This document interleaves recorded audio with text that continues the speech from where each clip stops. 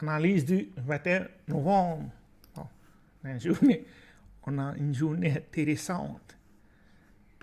Bien sûr, là ici, il y a un order block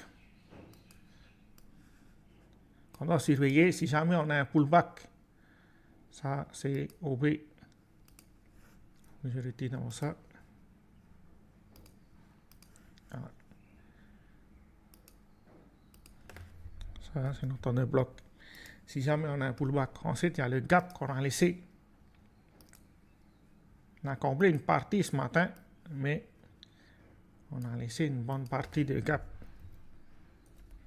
Donc ça, c'est les deux niveaux à surveiller si jamais on a un flush, c'est-à-dire qu'on vient nettoyer ceux qui se sont positionnés tardivement. C'est tous ceux qui se sont positionnés avec des effets de levier élevés.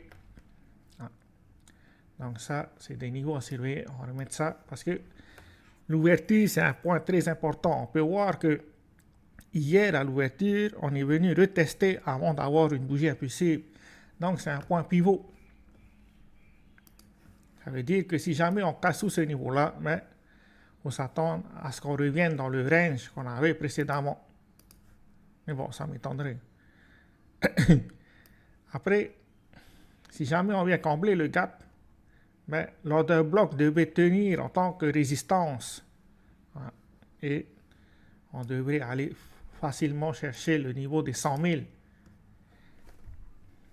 En ce moment, il faut remarquer que tous les jours après l'ouverture de la session, à partir de 14 heures, le marché a tendance à tracer, c'est-à-dire à faire une montée, une bougie impulsive, comme ça s'est passé là ici.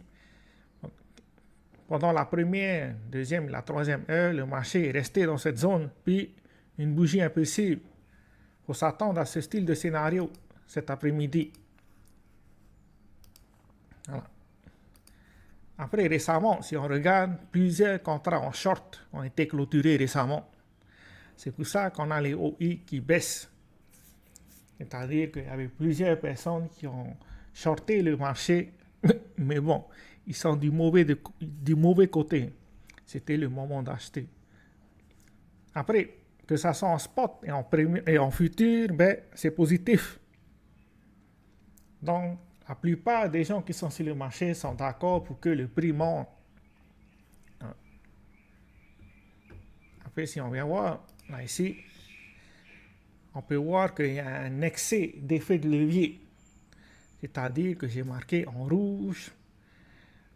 Quand c'est au-dessus, ça veut dire que les contrats futurs sont très élevés et sont surtout en excès d'effet de levier. Donc, il faut s'attendre à un moment donné d'avoir un flush. C'est pour ça que j'ai marqué le gap et l'order block. Si jamais on a un flush out et qu'on corrige, c'est des points à surveiller. Sans oublier la liquidité qu'on a laissée là ici.